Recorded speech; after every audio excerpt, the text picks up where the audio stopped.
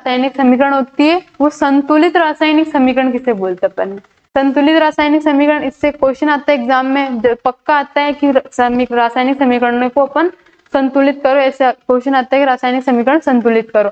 तो ये रासायनिक समीकरण है जो संतुलित, ये होती कैसी है कि बैलेंस केमिकल इक्वेशन। इसमें क्या होता है, ऐसे समीकरण जिनके अभिकारक व उत्पाद दोनों में परमाणुओं की संख्या, जो एटम है उनकी संख्या क्या होनी चाहिए, समान होनी चाहिए। मतलब इधर 2 एटम में अभिकारक में हो तो उस साइड में भी अपने पास में 2 एटम मतलब 2 परमाणु होने चाहिए। ठीक है, जैसे अपने पास में एग्जांपल इसका कि मैग्नीशियम और ऑक्सीजन, इसको अपन ने क्या रिएक्शन करवाई, तो ये तो हो गया अभिकारक। अब देखो यहाँ पे मैग्नीशियम है, जो कितने हैं, मैग्नीशियम 2 मैग्नीशियम अपने पास में है, ये मैग्नीशियम कितने 2, और ऑक्सीजन का जो अणु है वो ऑक्सीजन कितने हैं, ऑक्सीजन भी यहाँ पर 2 है। तो ये इक्वेशन ऐसे है 2Mg + O2, तो इनकी इक्वेशन रिएक्शन हुई तो ये क्या बना लिया 2MgO। तो ये क्या बना, मैग्नीशियम ऑक्साइड अपने पास में बन गया। अब मैं पूछू जैसे अपने पास में NaCl है, क्या NaCl 2NaCl और एक है अपने पास में H2O, क्या ये दोनों बराबर है? मतलब दोनों बराबर का मतलब जो इसमें 2 लगा हुआ है और इसके नीचे 2 लगा हुआ है, ये दोनों क्या है, बराबर है।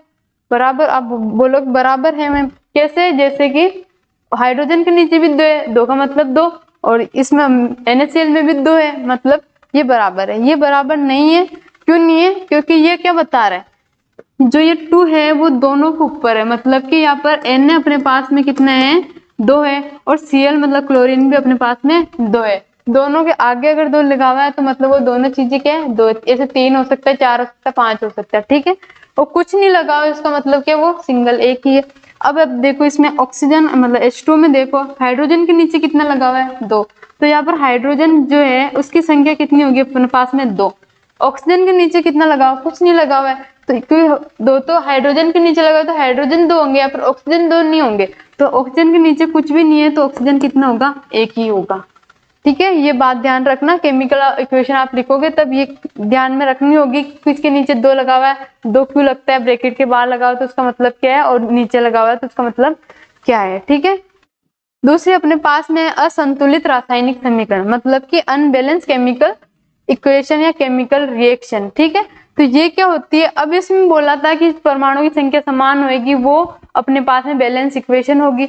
अब अनबैलेंस की होगी जिसमें परमाणु की संख्या क्या हो, बराबर नहीं हो। ऐसे समीकरण जिनके अभिकारक व उत्पादों दोनों के परमाणु की संख्या बराबर नहीं हो, मतलब कि अपन ने इधर जितने परमाणु लिए, मतलब इधर मैग्नीशियम के 2 अणु लिए, मैग्नीशियम 2 लिया, तो अपने पास में उत्पाद में भी मैग्नीशियम 2 मिलने चाहिए। ठीक है, ऑक्सीजन अगर इधर 2 ले रहे अपन तो उत्पाद में भी अपने को ऑक्सीजन 2 ही मिलने चाहिए। ठीक है, जैसे ऐसे समझो, जैसे मैथ से है कि -2 और +2, -2 +2 कितने होंगे, तो ये क्या करेंगे, प्लस माइनस दोनों कैंसिल हो जाएंगे, प्लस माइनस कैंसिल हुए तो इन पे बनेगा क्या, वो 0 आएगा, मतलब कि प्लस का और माइनस का दोनों का सिंबल अपने पास में हट गया।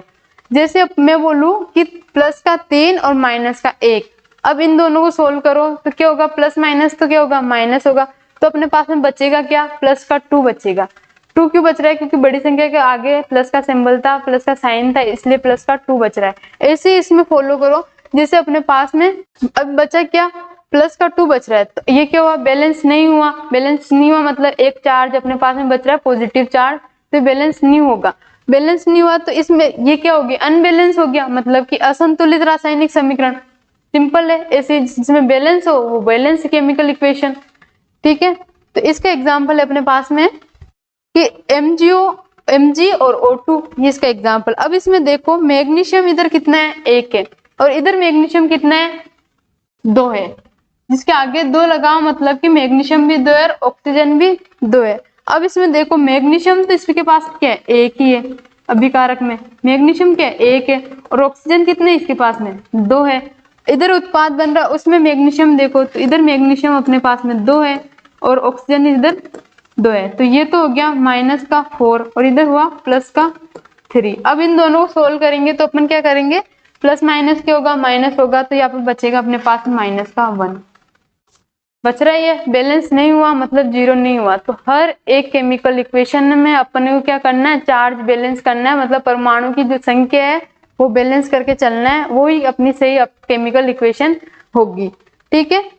दूसरा अपने पास में है कि जो ये अपनी रासायनिक समीकरण है उसको संतुलित करना आवश्यक क्यों है, क्या जरूरत पड़ी कि अपने को केमिकल इक्वेशन है उसको अपन संतुलित करें। तो केमिकल इक्वेशन संतुलित करने के एक ये है कि ये क्या करना चाहिए, जो अपने पास में द्रव्यमान संरक्षण का नियम होता है, द्रव्यमान संरक्षण का नियम होता है उसको ये फॉलो करना चाहिए। इसको अगर फॉलो करेगा तो वो केमिकल इक्वेशन एकदम राइट है, परफेक्ट है।